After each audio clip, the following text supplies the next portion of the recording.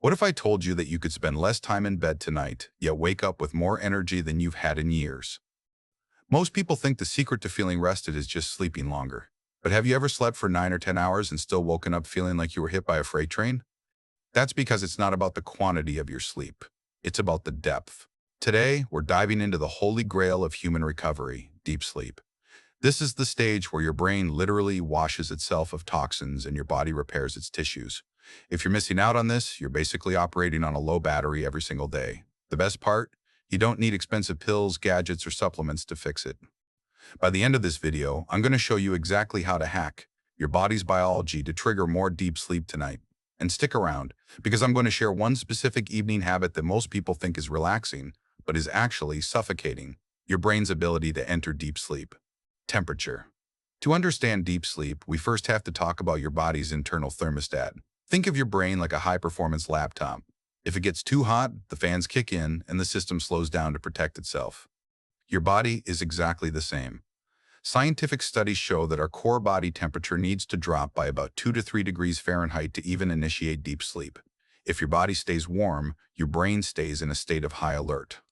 You might be unconscious, but you're stuck in light sleep, tossing and turning. So, how do we trigger this drop without freezing ourselves out? It's called the warm shower paradox. Take a warm bath or shower about 90 minutes before bed. It sounds counterintuitive, right? But when you step out of that warm water, your blood vessels are dilated and your body rapidly dumps heat through your skin. This rebound cooling sends a biological signal to your brain. The sun is down, the body is cooling, it's time for deep sleep. Combine that with a bedroom set to around 65 degrees, and you've just cleared the first major hurdle to waking up fresh. Quick favor, hit subscribe if you're enjoying this. It helps a ton. Light. Now, let's talk about your third eye. Not in a mystical way, but in a biological one. Deep inside your brain is the pineal gland, which produces melatonin, the hormone that invites sleep into the building. But here's the catch. Melatonin is incredibly shy. The moment light hits your eyes, especially the blue light from your phone or bright overhead LEDs, melatonin production stops dead in its tracks. Imagine your brain is a theater. Melatonin is the velvet curtain that closes to let the show begin. If you keep the house lights on, the actors never come out. To fix this, try the sunset rule. 2 hours before bed, dim the lights in your house by half. Switch to floor lamps instead of bright overhead lights. And try a digital sunset, put the phone away 60 minutes before sleep. Even if you use a blue light filter, the act of scrolling keeps your brain wired and alert, which is the exact opposite of the calm state needed for deep sleep. Digestion. Here is a question for you. Have you ever noticed that after a massive late-night pizza or a heavy snack, you wake up feeling incredibly groggy? This is the 3-hour wall. When you eat a large meal, your body diverts a massive amount of energy to digestion. Digestion is a metabolically active process. It actually raises your heart rate and your body temperature.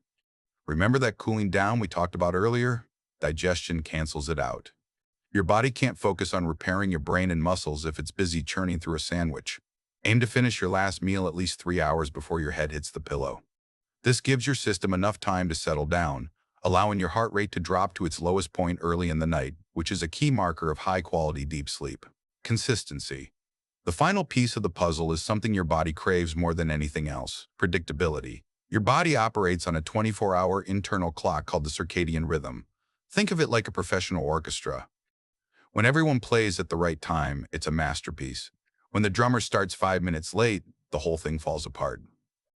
If you go to bed at 10:30 p.m. on Tuesday but 1:30 a.m. on Friday, your brain never knows when to send in the deep sleep cleanup crew. You end up with what scientists call social jet lag. The most powerful thing you can do, and I know this is the hardest, is to set an anchor time.